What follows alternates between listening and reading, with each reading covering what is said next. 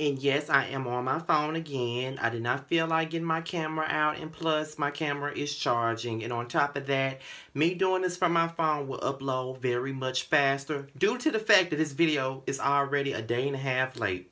Because I'm just not seeing the episode a day and a half late. Sucks when the show come on a Friday. But, let's get into Married to Medicine. It's going to be short and sweet because there ain't really nothing to really talk about. So Mariah and Aiden, they sit down and they discuss Mariah's issues with Heavenly. Mariah feels some type of way about Heavenly because of the whole your mama jokes. Your mama this, your mama that. And she feels like Heavenly really ain't got no sense. All she ever do is bring up other people's mothers. She's very much inappropriate. Do I like Mariah? No. But do I agree with what the fuck she's saying? Yes. Let's just keep it real. Heavenly does not know how to read somebody without bringing in something personal. And I feel like when people be trying to read somebody and they always got to go for the personal shit, that means they ain't really got nothing to say. See, if I'm going to get into a screaming match with you, if I'm going to go into a reading match with you, if we're going to have a tongue tussle, I'm not going to go that far into bringing up stuff that's personal or things that you told me in confidence, because there's a lot of people that I don't fuck with no more. Some you know, some you don't. And even if it was some type of combative ass argument, I would never go so low as to bringing up stuff that we've shared in confidence. What I will go back and forth with you about is the reason why we're going back and forth. What we've discussed in the past in private ain't got nothing to do with it. So people that do shit like that, I don't respect. You know what I'm saying? And once you go, for the juggler, it's over with for me. Period. So I do get where Mariah coming from.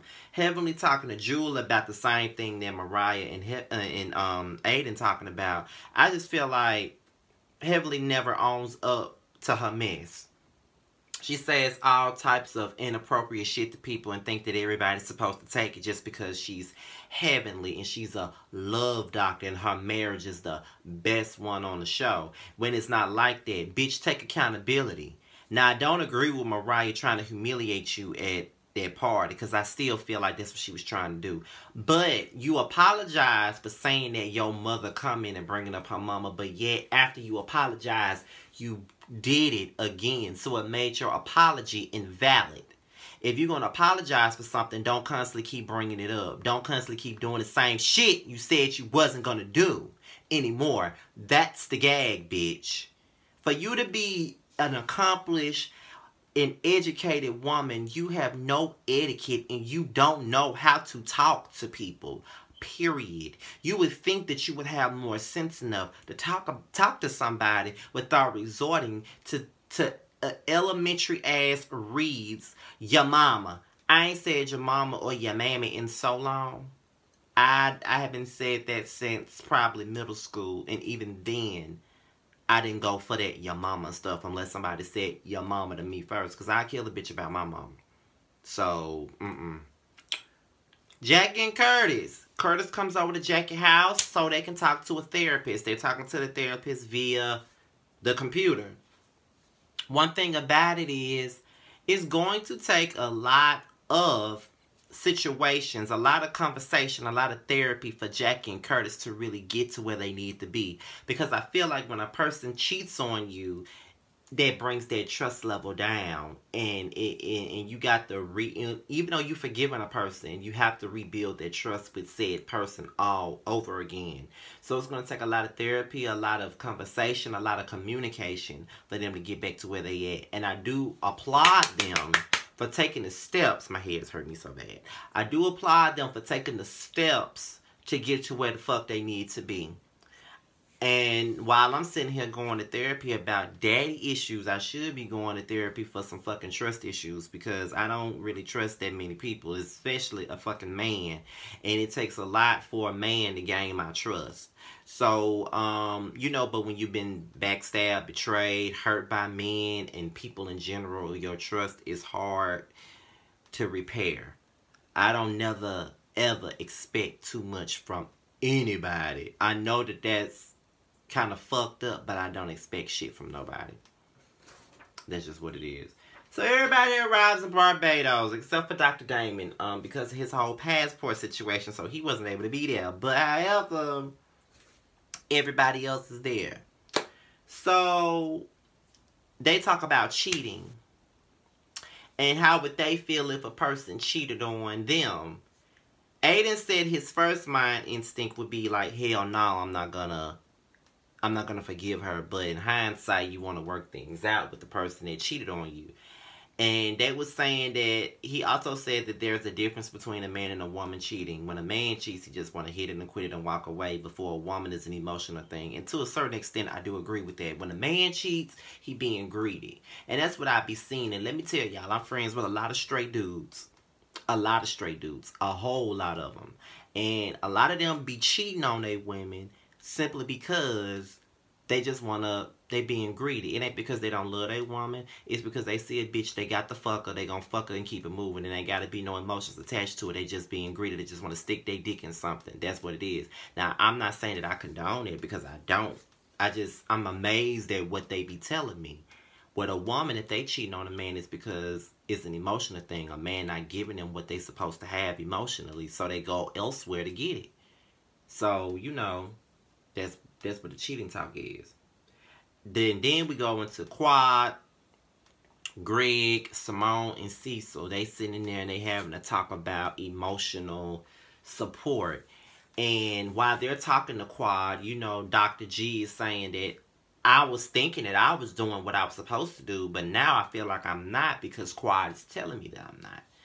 And then, you know, he tries to hug her, tries to show her a little bit of affection, and she pushes him away. And Simone was like, that, but he's trying to show you a little bit of emotional support. But she's saying that this is not what she wants. Bitch, what do you want? Every time you get on camera, you crying about what the fuck this man ain't doing for you. Bitch, what do you want from this motherfucking man? Bitch, what do you want? Seriously, what the fuck do you want?